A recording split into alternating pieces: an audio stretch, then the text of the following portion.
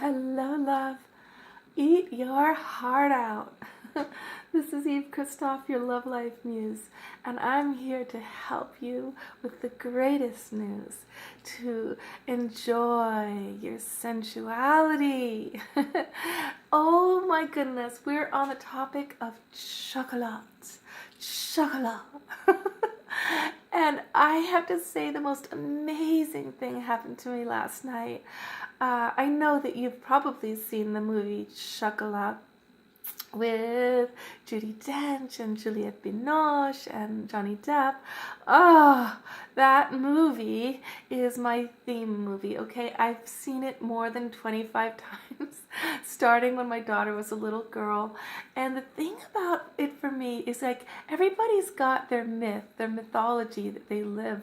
And that is my theme movie for my life mission, to bring to you the forbidden, luscious sensuality, femininity that's full of magic and lore and potions and natural bliss of the sexual goddess.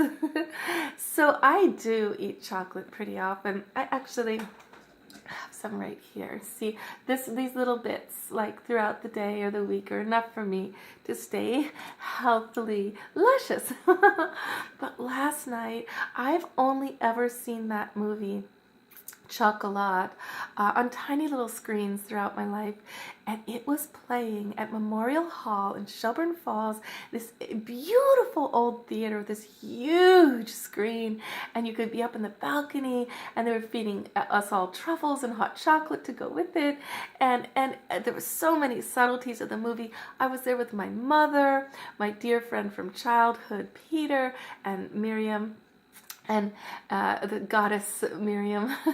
And we were just like, the epicness of seeing it live in the huge screen like that. I felt like my life mission has now, it was the obvious thing from the universe, it has come into full throttle.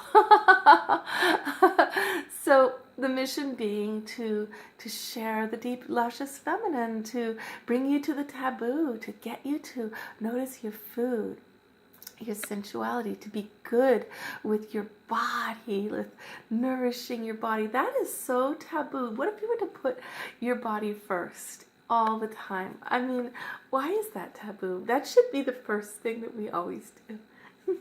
Okay, love life, and enjoy chocolate. You know, it does have a certain one of our bliss hormones that it releases into your brain. Forgot the name of the one that chocolate releases, but it's really as part of our euphoria when you take a little bit of it.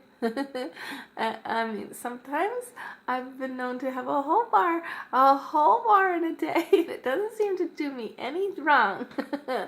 But live your magic story, darling. Okay, this is it. This is our chance. This is the beginning of actually daring to transform a village. See, when you do it for you, you do the forbidden taboo of loving your body and food and sensuality first. Everybody feels the ripple effect around you. They all want some of that. They're all a little jealous, right? and you transform everybody by simply loving yourself more. Oh, yeah. Eat your heart out. So chocolate brings me to the passionate place of my life mission, my soul mission. That's what it does for me. What does chocolate do for you? We're eating our hearts out. So we're eating in a way with awareness to see what is the magic of this recipe, of this gift from Mama Earth. As you receive her gift, she has a magic she awakens in you through your food. Chocolate, chocolat. The gypsy caravan. I love that in the movie. But the gypsy caravan is a houseboat traveling down the river, dispensing more gypsy magic. And in the second book, I don't know if you've seen that there was actually a second sequel to Chocolat that was not made into a movie. But in this movie, this story, the witch magic is all the more intense. And in the end, they both get on the gypsy caravan houseboat and travel down the waters, dispensing magic chocolate. In the story, of Chocolat, it's the mother and daughter in their red cloaks, eternally traveling, giving this magic recipe to the world. And eventually, she needs to settle down. She's just had so much traveling, But it's all about the wind of magic. Right now, as I was sitting in the movie, it was so amazing. My daughter is in Mexico, and she was buying her offerings, her chocolate and her candles for the god of the wind, Hecate Quetzalcoatl. And that's why I'm wearing these earrings today. The one who brings the rain of blessing. That is the wind of the goddess. Not just any wind. Not the winds who tear apart the house or have a hurricane or drench the garden so that there's no food. Those are terrifying winds, or make your children sick. No, the wind of the goddess is the wind that brings blessing, that brings change, that brings transformation, that brings magic, that brings love.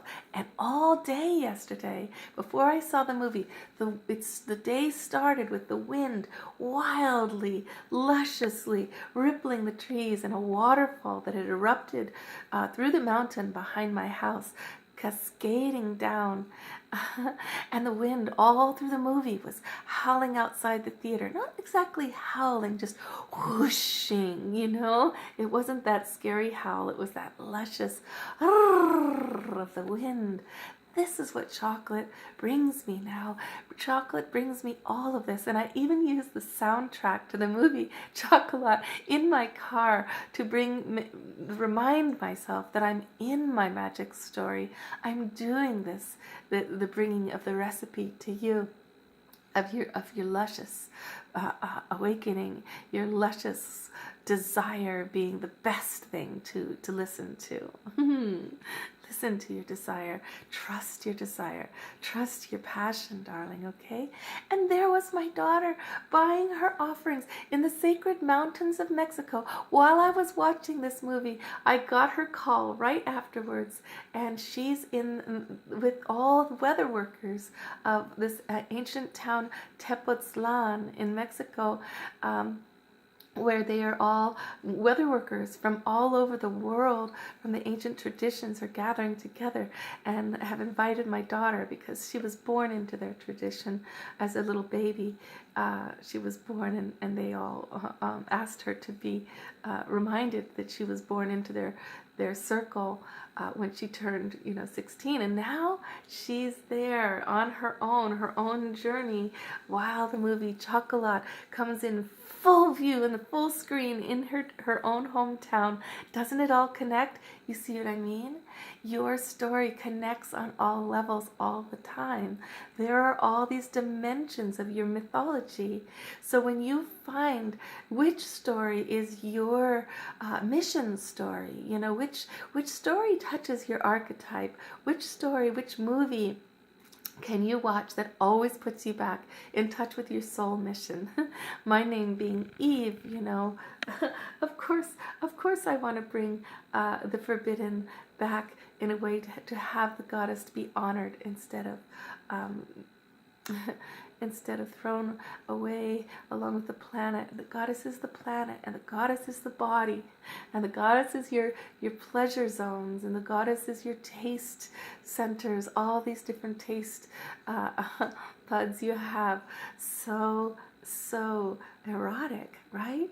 So there is no sexuality of woman without honoring food, the journey of luscious feeding ourselves, because the pleasure, allowing pleasure from a man, it's the same act of allowing the pleasure of food. But first, darling, we need to feed ourselves. And you as a man, you need to do the same for yourself. Feed yourself so that you're not starving when you come to womankind, so that you have a fulfillment that you can now receive the more of her. But you've been fed first by your own love of your lusciousness, of your five senses, your sight, your mind's clairvoyance, your hearing, your taste, your touch, right? Sound. Ah. Which one did I miss? Sight, hearing, touch, taste.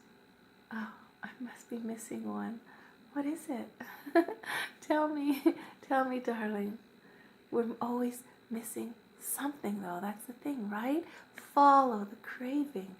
Follow your unreasonable, passionate desire.